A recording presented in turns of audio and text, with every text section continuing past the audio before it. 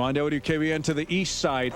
Sam, you're on Great Talk Radio. Hello. I would like to say that the Monas family has done more good for this valley than any harm to this valley, and Mickey was trying to do the same. I think the books were cooked, and Mickey was not aware of the books being cooked. What do you think of Mickey Monas? 782-8191 in Youngstown. That's 782-8191. In Youngstown, Ohio, it's the fraud of the century. And they're still arguing as to how hometown hero Mickey Monas wound up losing $500 million of other people's money while building what seemed to be a retail empire, a discount chain called Phar-Mor. I'd like to introduce at this time Michael Monas, the president of Phar-Mor, who brought us to 33 states from 0 to 300 stores. Thank you, Carol. And having reached this 300 store, there's no stopping us now to being a national retailer and to having store in every major market across the country. Mickey Monas, crook or classic entrepreneur, depending on your point of view.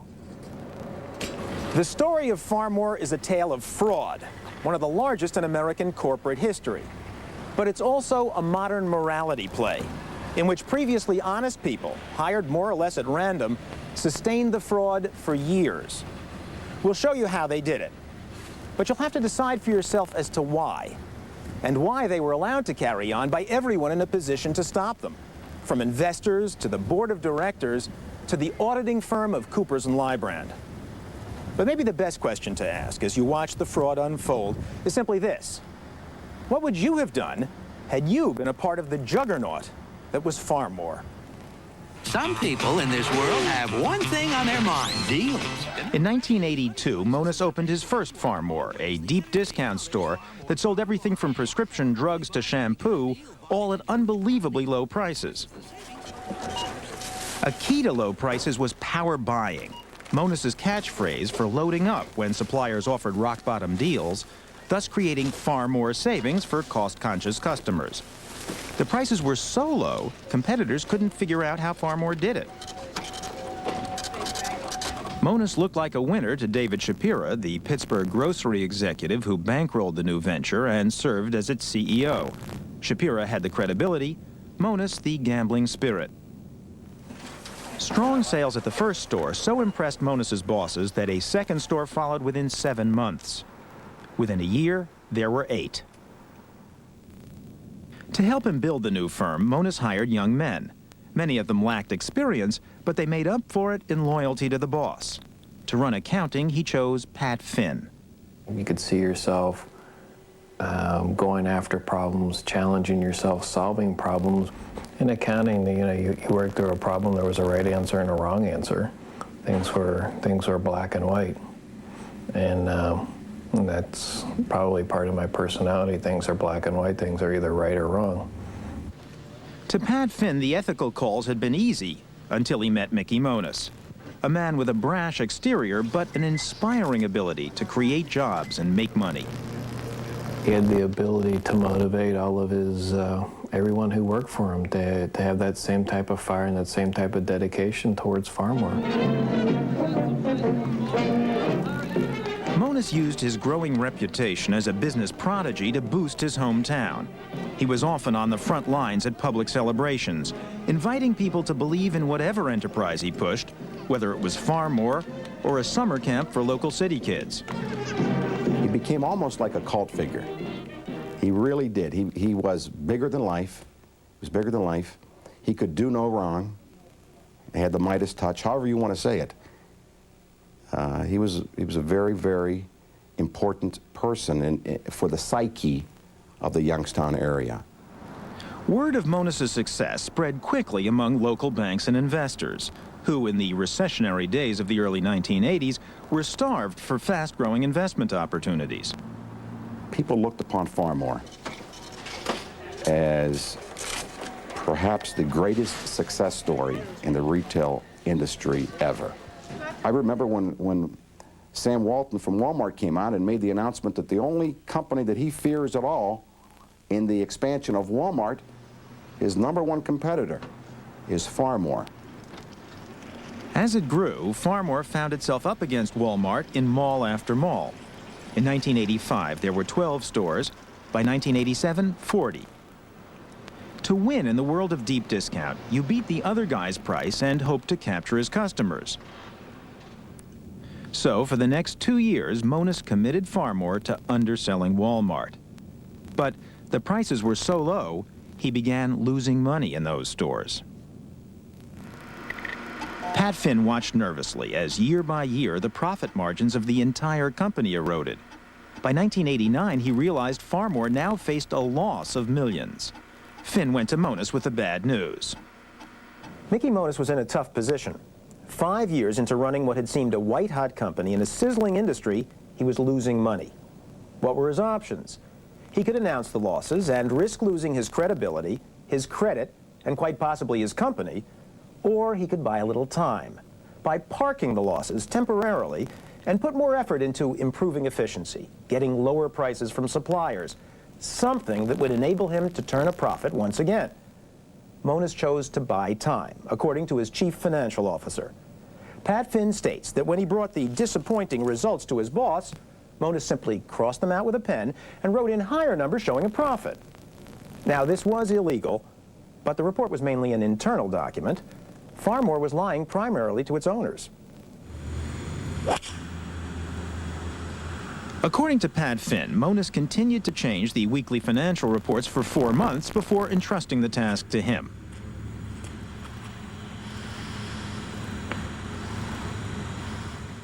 Monos refused to talk to us about this or any other issue, but Pat Finn gave us his account. You knew you were doing something wrong, but you never understood how wrong. I think he helped me believe that, you know, starting it for him, I was being a team ball player. Give him time and he'll fix the problem. The true numbers were kept in a separate set of books called the subledger, and Phar-Mor's accounting manager, John Anderson, was brought into the plot to keep track of the temporarily altered figures. It was really a report that Pat Finn wanted to keep track of so he can see where everything was at and what, I guess, problems he needed to cover. Finn had hired Anderson directly out of Youngstown State University, where this kind of accounting presumably was not part of the curriculum. Pat Finn always had an aggressive approach to accounting, and call it aggressive or call it creative, that's the way it was done ever since I remember. Now, losses can be parked for a while, but eventually they need to be covered with something tangible. By Finn's account, Monos set out to cover the shortfall by putting the arm on Phar-Mor's vendors.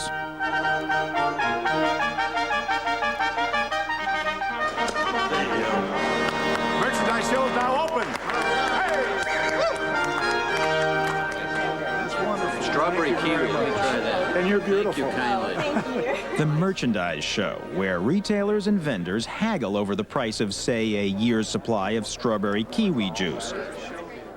For years, the name brand vendors had the power here. But the success of huge deep discount chains like Walmart and now Phar-Mor had gradually tilted the balance.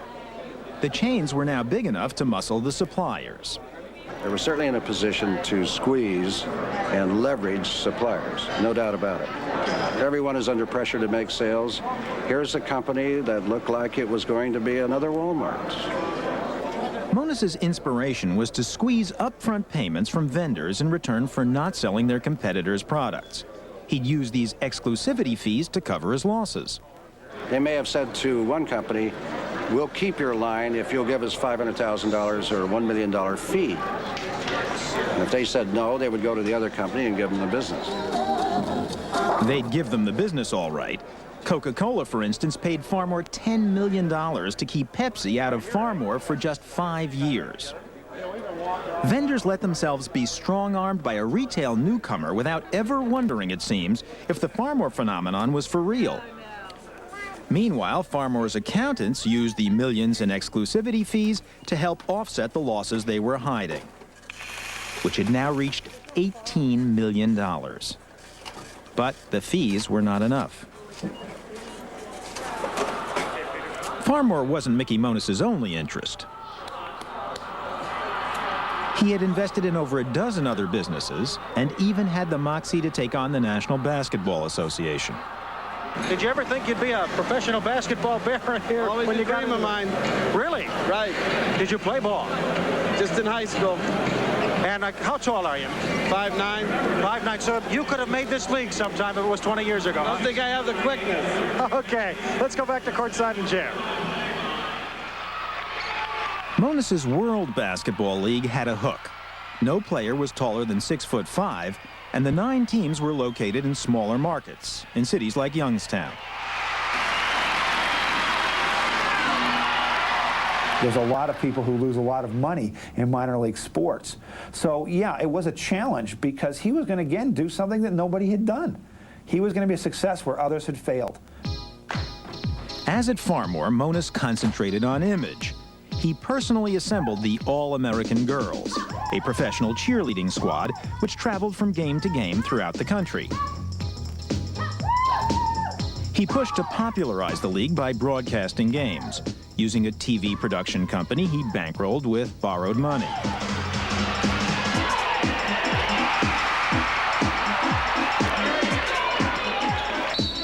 But how could Monis, whose Phar-Mor was hemorrhaging money, think he could make a pro sports league fly? These were people, you know, who had extreme confidence in their ability. And it was just kind of a foregone conclusion that if we're going to create a new basketball league from scratch and we're going to make money on it when no one else has, well, hey, we're the people who started Phar-Mor. We can do these kind of things. But in reality, things at Phar-Mor were a mess. Even with the exclusivity money, the company was still facing a $12 million loss, and the auditors were coming. So how do you make a $12 million loss disappear? Well, you can start by dividing it up into smaller amounts. $12 million divided by 129 stores comes out to $93,023 and about 25 cents a store. So you put that on the expense side of each store's ledger.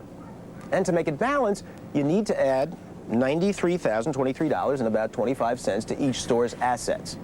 Now, you can't claim cash you haven't got. Any auditor can see through that.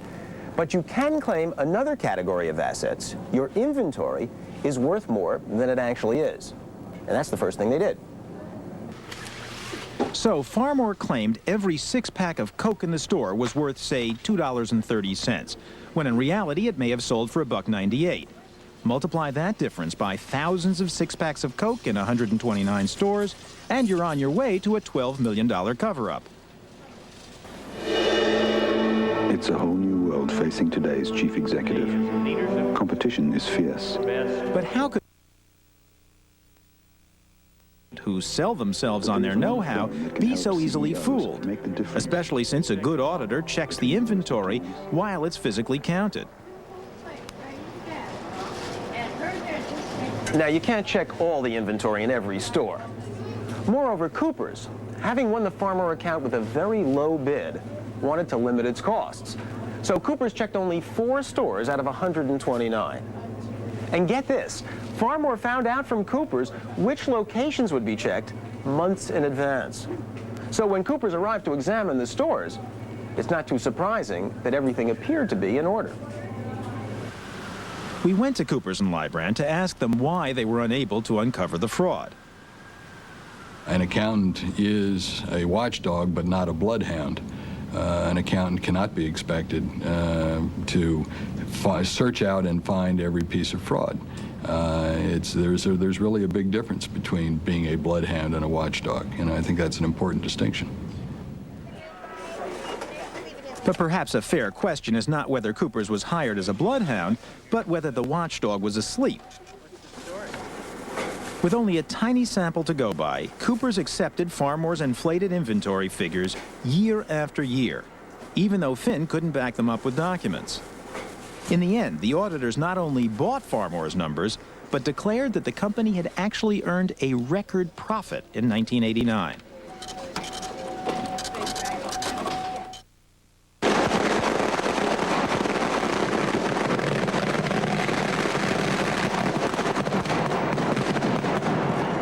For the next 2 years, Phar-Mor grew, and by all appearances, it continued to prosper.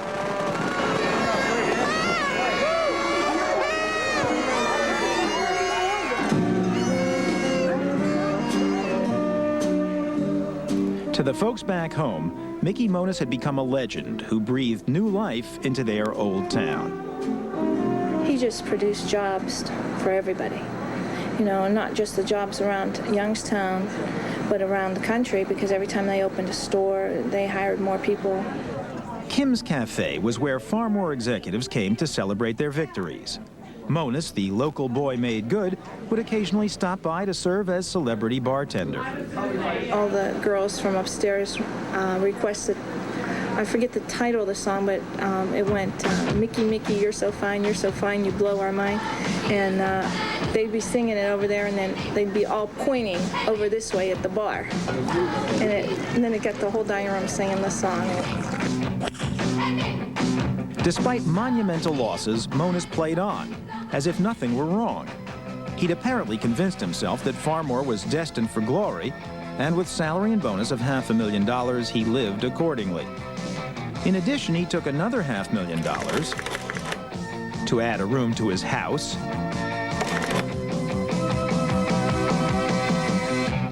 to pay off a rather generous Visa balance, to pick up an engagement ring for his new fiancée. Monas developed an attachment to posh West Palm Beach, where his second marriage took place, poolside, at the Ritz-Carlton Hotel. The bride wore gold, an 18-karat gold mesh gown donated for the day by a vendor, Absolute Vodka. It was worth more than $500,000 and came complete with 2 armed guards. Monas loved the high life, loved to be where the action was. It would be 3 o'clock in the afternoon, and they'd say, let's go to Vegas, and we're going now. Just take your wallet and let's go. And we would fly into Las Vegas, and there would be a limo from Caesar's Palace that would meet the plane on the tarmac. And we would get taken to Caesar's Palace, and there would be a suite for Mickey 24 hours a day, 7 days a week. It did not matter when we came there, there was always a suite. Monas was at home in the world of big bets and make-believe. He even built 3 stores in Las Vegas. And then there was the nightlife. Life was a game. Life was just this ride you're on. You know, you're working hard, you've got all this money, you know, coming through your hand, whether you own it or not, you know, that's for someone else to decide, but you have the power, the ability to do anything. The gambling was insane. I mean, my coaches would come back and say, yeah, Mickey gave me $4,000 to gamble with last night and I lost it all.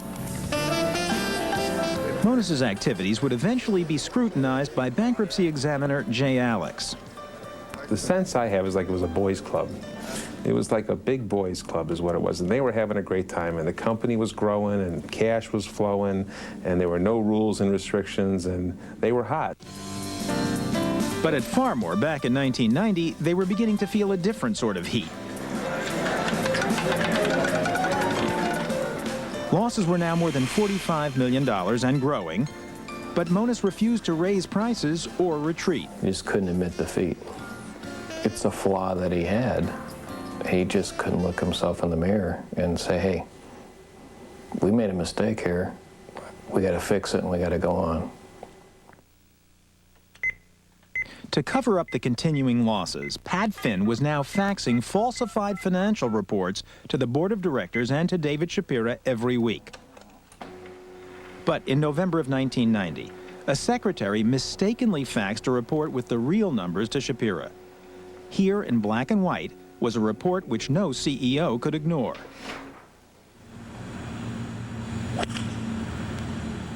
While Shapira was ultimately responsible for Phar-Mor, he'd long ago left day-to-day operations to Mickey Monas. When he saw these startling numbers, Shapira summoned Pat Finn to his Pittsburgh offices. Pat Finn told David Shapira that, you know, everything, those are just preliminary numbers. We have to make some adjustments to them, and once we make the adjustments to them, then they'll be okay. In the end, the CEO of Phar-Mor failed to check the figures independently. He seems to have bought Pat Finn's excuse. Now remember, we're 3 years into the fraud. Is CEO David Shapira really as gullible as he seems? Well, a cynic might say that considering Shapira's huge personal stake as a major shareholder in Phar-Mor, he believed Finn because he wanted to. After all, he'd put his money on Mickey Monos, just like Pat Finn, the people of Youngstown, the banks, vendors, and investors. But what none of them knew was just how bad a bet they'd made. The deficits continued to grow, and knowledge of the fraud was now about to extend to another member of the company. Stan Cherylstein joined Phar-Mor in 1990. He quickly rose to the position of controller, a job that placed him in charge of all cash disbursements. Well, I learned about the fraud almost 2 years after my joining the company. That's when John Anderson took me into his office and closed the door and told me that, well, you're the controller for Phar-Mor now, and you should be aware of this situation. And he pulled out a sub-ledger schedule and told me basically that the financial statements at the end of June 1991 were misstated by approximately $150 million. If anybody was likely to blow the whistle, it would seem to have been the newcomer, Stan Cherylstein. But he didn't. He, too, was persuaded to toe the line. I felt that through exclusivity money, through perhaps raising the prices, I felt that there were some options at that point that Pat and Mickey had available to them to correct the situation. And that's why I stayed on with the company, and that's why I never told another soul. That coupled with a fear that I believe I had at the time, that maybe if I did go over their heads, maybe some harm could come to myself. Physical harm? Physical harm. I would go back there. John Anderson had spent much of his 4-year career inside the fraud. Cherylstein was the closest thing he'd found to a moral compass. He was able to make a lot of sense of things and, seemed to give opinions and seemed to say that, no, this is not the way it should be. We should be doing things this way, or no, that is absolutely wrong. And he was in there actually trying to fight and trying to change things, and it just was up against a brick wall. Hiding the fraud was becoming more and more of a problem. The company was frequently strapped for day-to-day cash. Bills went unpaid for months. We had cabinets stuffed with held checks at the company that had been generated out of the accounts payable system, but we couldn't mail them because if we mailed them, the checks would have bounced. So they kept accumulating and accumulating. By the spring of 1991, Phar-Mor was holding back $155 million it owed to vendors. They retaliated by halting shipments to some stores. Shoppers began to notice an unusual sight: empty shelves, an image at odds with Phar-Mor TV ads, which promised customers everything. That's power buying. Phar-Mor continued to live in its dream world, even though CEO and board member David Shapira knew about most of the held checks. Discover how Phar-Mor's power buying gives you far more buying power. This is the kind of issue that would rise to a board-level concern, I would think, in most companies. When a company needs hundreds of millions of dollars more than it planned on, the question would have to be asked why. So what was more important to Shapira and the directors than pressing for explanations? Perhaps selling Phar-Mor's stock. The prestigious New York investment firm Corporate Partners makes large investments on behalf of state and corporate pension funds. Phar-Mor had caught their eye because if it kept growing, it would be a great candidate for selling its shares on the New York Stock Exchange. The company was growing and had hoped to go public at some point, and by having a reputable investment firm make a sizable investment would give a lot of credibility to the company and its stock for a future public offering. The stakes were substantial. Once Phar-Mor went public, Monos, Shapira, Finn, and everyone else with a piece of the company figured to realize the entrepreneurial dream, cashing in big time. Corporate Partners wanted to invest $200 million. But first, quite naturally, they would send in their own accountants to check the books. Corporate Partners would also make its decision by evaluating Mickey Monos in action. They picked an event that happened to show off his strengths as a showman in one of his favorite haunts. Each May, Las Vegas hosts the biggest real estate convention of the year.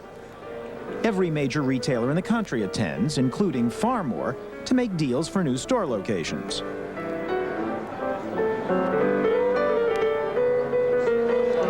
Hi, how are you? Tom Hudson. Nice meeting you. Realtors were intent on impressing Phar-Mor.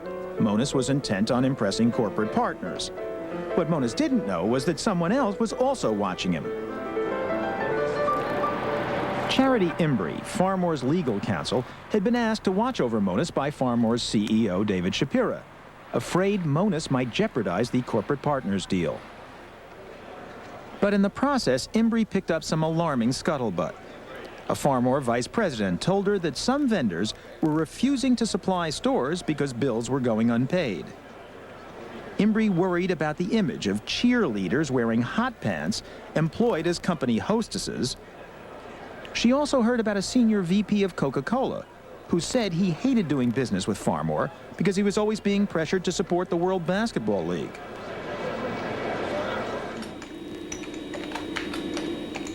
Imbrie documented her concerns in a confidential memo to David Shapira, covering everything from disgruntled vendors to cash flow problems.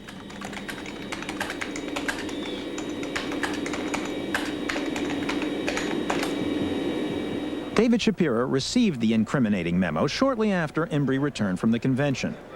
So, what did the CEO do? He told her to rip it up. Imbrie chose to keep one copy anyway, and at the bottom she noted what Shapira had said.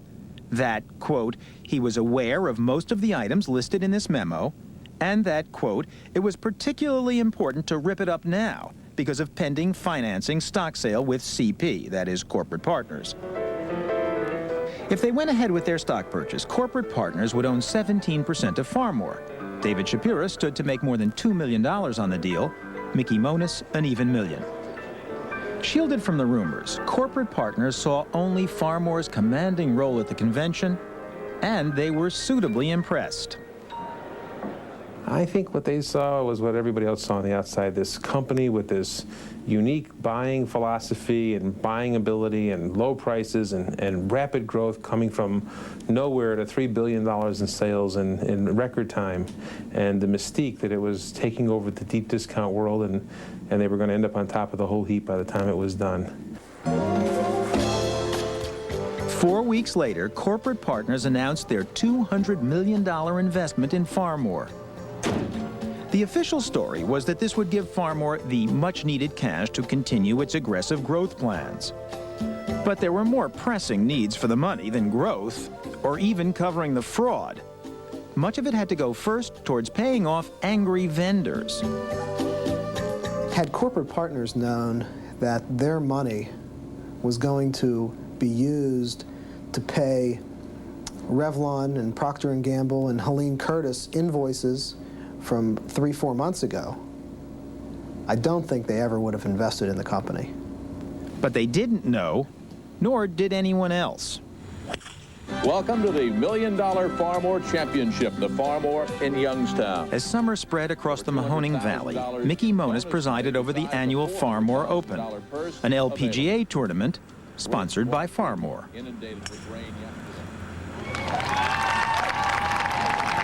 Phar-Mor was now in the hole by $145 million, but Monos appeared as upbeat as ever at the tournament, where he would dole out $500,000 in prize money. We got a little check here for her.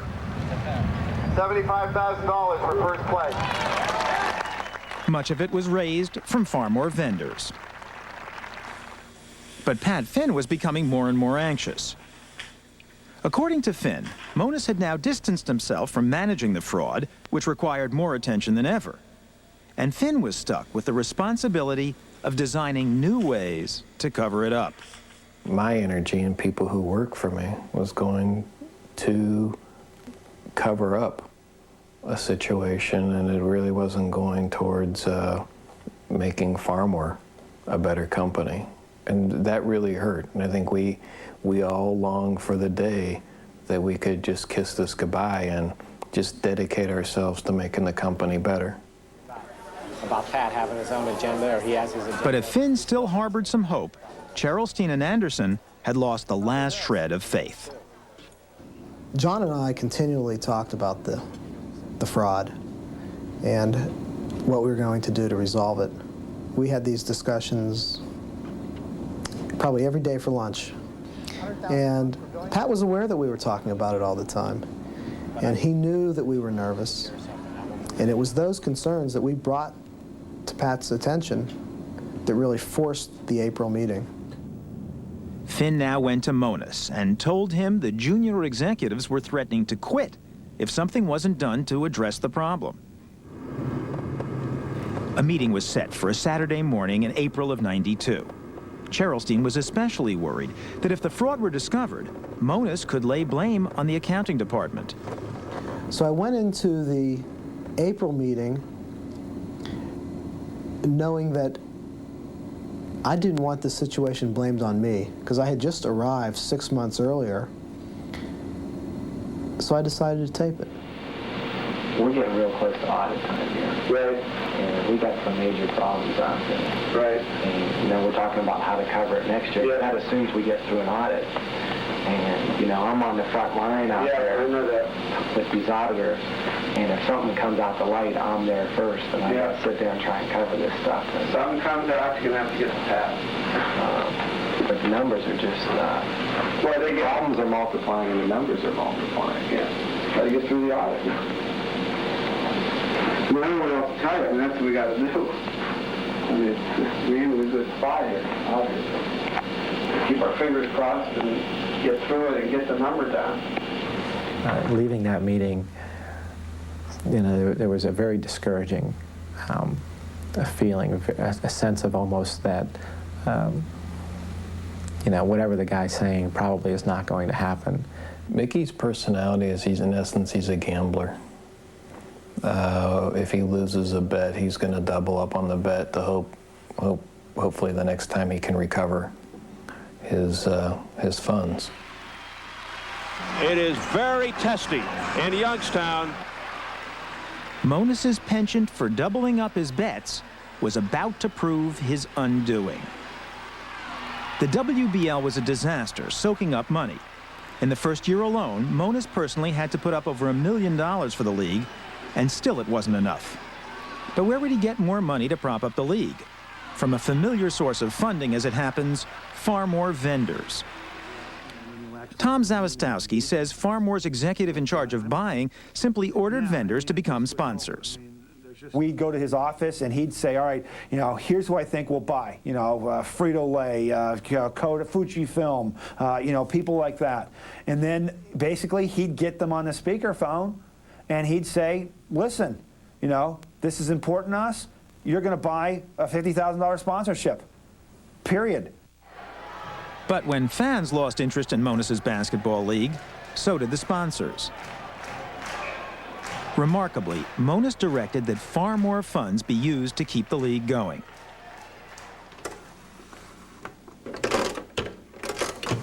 Monos's signature had been printed on dozens of Phar-Mor checks to prop up the basketball league. By 1991, millions of dollars had been embezzled. But then, a check to this travel agency for WBL expenses would cause the entire scheme to unravel. The travel agent showed the check to her landlord, who happened to be a Phar-Mor investor. He brought it to the attention of David Shapira. David Shapira called in Pat Finn for an explanation. Now, try to put yourself in Pat Finn's shoes for a moment. What would you have done? Well, true to form, Finn stonewalled, then admitted that $1 million of Phar-Mor money had gone to support Monos's basketball league, when in fact, more than $10 million had already been embezzled for this purpose. Shapira said he wanted to see the check registers himself. So Finn raced back to Monos, afraid the entire fraud might now be exposed. Monos suggested one last desperate gamble. According to Finn, he said there was still time to paper over the WBL fraud as long as they didn't lose their nerve. I felt like I was almost like in quicksand. I kept sinking deeper and deeper and deeper. But I always had a belief that we could fix it. I never wanted to tell myself that that we couldn't fix it, because if we couldn't fix it, there was nothing but bad. I remember it very distinctly. He called Stan and myself in his office, and he said that, well, we have to get these checks and type over who they were paid out to or white out who they were paid to. I flat out refused. As soon as I heard that, I said, there's no way that I'm going to do that. Finally, someone had drawn the line. But there was still Stan Cherylstein. Finn asked his controller to come to his home the next morning. I arrived at Pat's house early Saturday morning. We looked through the journals very briefly before we looked at each other and knew that there was no way that we could cover up $10 million in advances to the World Basketball League. And I think at that point in time, he and I both knew that it was over. Cherylstein and Finn decided it was time to get a lawyer. They went to Cleveland attorney Jerry Gold with their story. They thought the worst would happen, they get fired.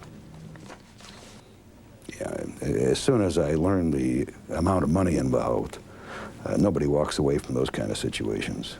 When you sign your name and somebody loses $100 million, you can't walk away. Early the next week, the first public sign that something might be amiss was a broadcast to Phar-Mor's employees. Good afternoon, everybody. Mickey Monas and David Shapira announced a corporate readjustment. The board of directors of Phar-Mor, in conjunction with David and myself, have come up with a restructuring plan. I will relinquish my roles as president and chief operating officer and become a vice chairman of the office of the chairman. And we thought in fact, Shapira had wanted to fire Monas, but was convinced by board members to keep him on until investigations were complete, in a position of no real power. I will be the new chief operating officer. The senior vice presidents will report to me. I'm going to be running the business on a day-to-day basis. His bet on Monas gone bad, Shapira needed to find out how much money was missing. Who did he turn to? The auditors, Coopers and Lybrand. When we first heard that these checks had been found, we pulled together the audit team who simply went out to start digging into areas that had not been dug into prior to this discovery. Coopers began interviewing employees who could tell them what they'd missed. John Anderson was anxious to talk. They needed my help. I knew that I wanted divorced from the Pat Finn situation, and I must admit I was overwhelmed. But at the same time, I was not hesitant or reluctant at all to kind of show them everything that I knew what was going on. Anderson told them the WBL payments were just the beginning of a huge fraud. With Anderson leading them by the hand, Coopers now discovered the full extent of what it had missed during 4 years of audits. And Phar-Mor's board now discovered the awful truth. Charles Cohen, a Phar-Mor director, says the board was shocked. It was at that point that we realized that we were talking about a massive accounting fraud in which the accounting department, apparently under the direction of Mickey Monas, had cooked the books in a world-class way. The board had to do something. It fired the auditors, blaming them for not finding the fraud. The game was over. In fact, the company that even Walmart feared hadn't earned a dime in 5 years. A tip about a check for travel arrangements had led to the discovery of one of the biggest corporate frauds in U.S. history. Hope in God I will praise you, my Savior and my God. Pat Finn had decided to come clean and confess everything. But there was one great danger, that he would be blamed for the whole thing if Monis were to claim ignorance of the fraud. So on Tuesday, July 28th, Finn called Monis at home.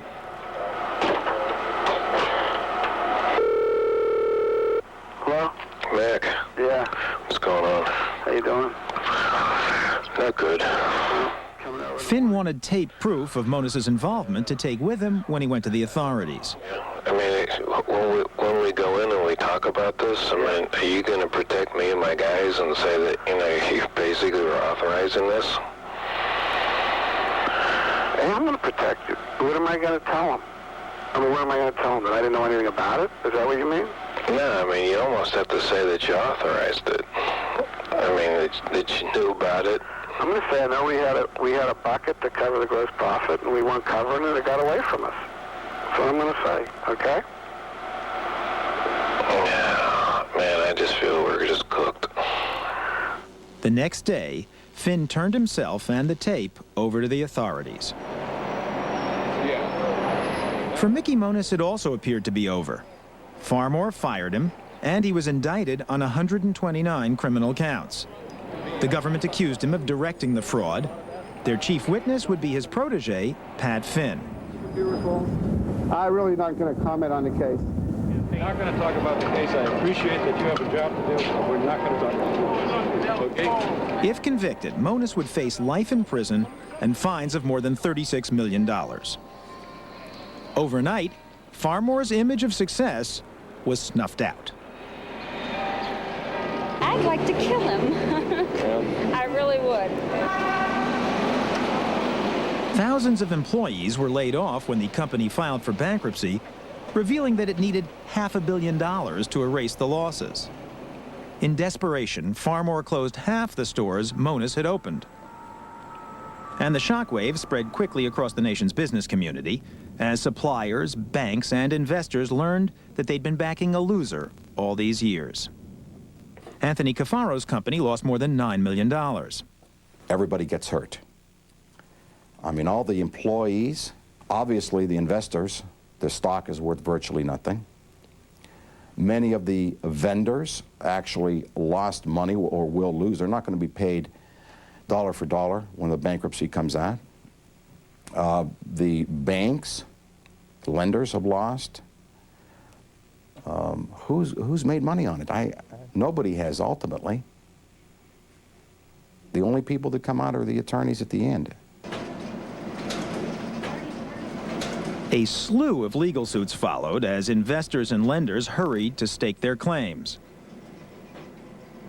Phar-Mor's last official act before it filed for bankruptcy was to sue Coopers & Lybrand, claiming their audits fell far short of accounting standards, were in fact incompetent. I have been around audits for almost 30 years, and I'm a professor of securities regulation, so I have read many cases involving auditors. A normal, careful audit by attentive managers and staff, in my opinion, should have and would have exposed some of the failures that occurred here. But Coopers & Lybrand has its excuse.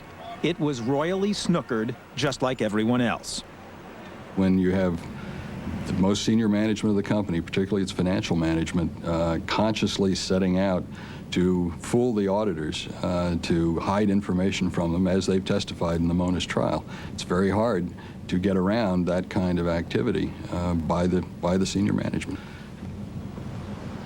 But according to the SEC, auditors have a responsibility to do more. The auditors, at the end of the day, have no room to compromise. They have a responsibility to dig deeper, to be skeptical, to ask questions, and to impose a discipline on management and on the financial reporting process that may otherwise not be there. If found negligent, Coopers will be liable for hundreds of millions of dollars. But they're fighting back. We're suing David Shapira as the CEO, and our assertion is that he either knew or was recklessly indifferent in not knowing of what was going on around him. We believe that they are principally responsible for the fraud. But now answer me this. How can there be a crime involving $500 million where everyone is a victim? The accountants, the board of directors, the chief executive all failed to prevent it from happening, all claim it was the other guy's fault. They blame each other, and above all, Mickey Monos, the self-deluded gambler. But how far are self-delusion and gambling from the positive traits of optimism and daring which we expect from our entrepreneurs? Not that far, perhaps. Which is why we also expect those in oversight positions to keep an eye on those taking the risks. When they don't, we wind up in court. Because without controls, a system based on gambling and self-delusion will tend to run amok. Surprising to many, Mickey Monos' first trial ended in a hung jury. Oh, no. We had our minds made up. He was as guilty as I'm standing here. Really? There's more than enough facts to convict, I feel. But some people just refuse to see the facts. Who was undecided? One person hung the whole jury, every single count. I believe the person was paid off, myself. Tax. The FBI is taking these allegations seriously and is investigating for possible jury tampering. While Monos continues to maintain he did nothing wrong, Phar-Mor is attempting to dig itself out of bankruptcy. By cutting expenses and closing their money-losing stores, they might yet stage a comeback. David Shapira never responded to repeated requests for an interview. He still sits on Phar-Mor's board, across the table from corporate partners, which is suing him to recover their $200 million investment. Might be occurring to you. John Anderson, in return for his cooperation, was never prosecuted. Despite his role in hiding the fraud for 4 years, he still sees himself as a victim. You see him? I used to have this belief that all people were good and that all people had good intentions. And where I'm at right now is I really have a hard time trusting people. And that's something I have to learn to do again because I want to do that again. But having been through this particular experience, it really has made me look at people and situations in business in an unfavorable manner. And I have to learn to trust people again. Stan Charlstein was fired by Phar-Mor, but never charged with anything. He's named in several civil suits brought by investors, and now works in Florida as an accountant. I really think that the situation at Phar-Mor occurs at small companies and middle-sized companies all the time. And my recommendation to any accountants or chief financial officers would be, don't let it happen. Don't let it start. Because once you start, it's very easy to let it happen a second time. And who knows where it will end. It ended in jail for Pat Finn. Last February, having admitted his responsibility for crafting the fraud, he reported to a federal prison to begin serving a 33-month sentence. It's okay to be loyal. It's okay as I did, try to build a company, to nurture something from the beginning. But never lose sight of yourself, never compromise yourself for that. It's not worth it. It's not worth it. No matter how much of a team ball player you think you are, you're just destroying yourself and destroying things that are important to you. You can understand certain things. You can understand aggressive accounting.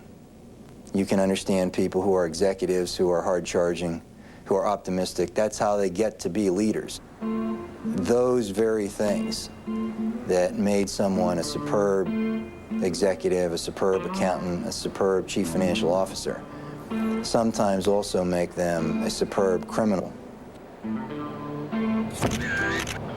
Mickey Monos is still gambling, still denying everything, and now awaits the start of his second trial. The jury will have to decide whether Mickey Monos is a crook or just a hard-driving entrepreneur.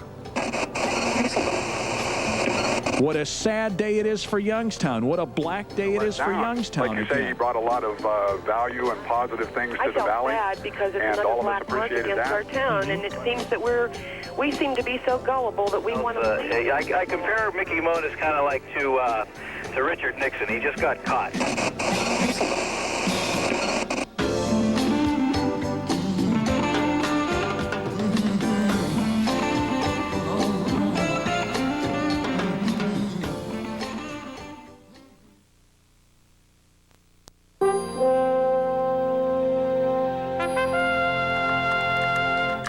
Dear Frontline, I am so grateful for Frontline. And now it's time for your letters.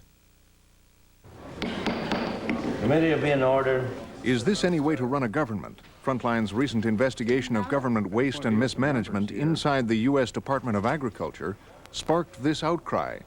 Dear Frontline, we are a small business trying to make an honest living. When we are in trouble financially, we cut down and cut out first personal luxuries and then company-wide excess. Why can't our government be forced to live by the same rules? Edward Howard, Greenville, South Carolina. But Hubertine Mogg, a retired school teacher from Wilson, Kansas, wrote, I felt the producers were in their usual agriculture bashing mood. Most of these people have no idea or background in agriculture. You failed to point out how farmers have been cheated out of a just price at the marketplace, a price high enough so that they can meet their living and farming needs. She went on to say, every one of you in the city profits from this unjust policy by paying less for your food, while farmers are forced to give up their livelihood. Hubertine Mogg. And a longtime Forest Service employee had this personal reaction. Dear Frontline, I'm disappointed. You so malign Forest Service employees, yet you never asked us. If you had, you would have learned how today we proudly take care of your forest ecosystems with prescribed fires and, yes, carefully cutting selected trees. These prevent catastrophes like the fires that ravaged the West. If only you had asked. Sincerely, Gary Schiff. Interact with Frontline. Send your comments by fax to 617-254-0243, by letter or home video to this address. She's the emblem for women who wanted it all.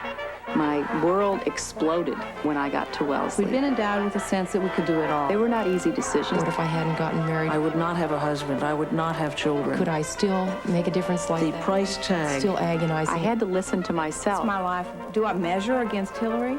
The struggles of a generation. Hillary's class on Frontline.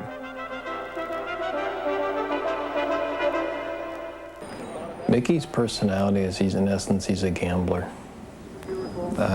If he loses a bet, he's going to double up on the bet to hope the next time he can recover his funds.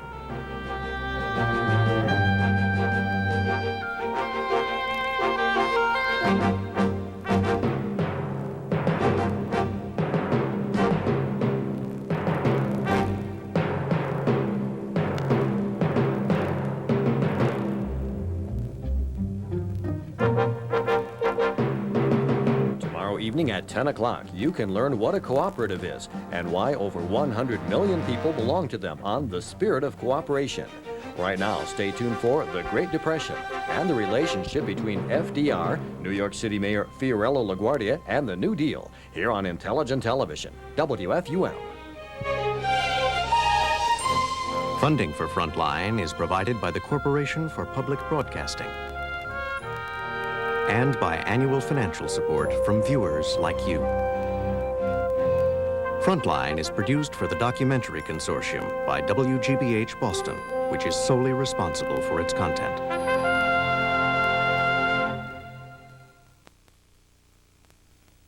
For videocassette information about this program, please call this toll-free number, 1-800-328-PBS-1.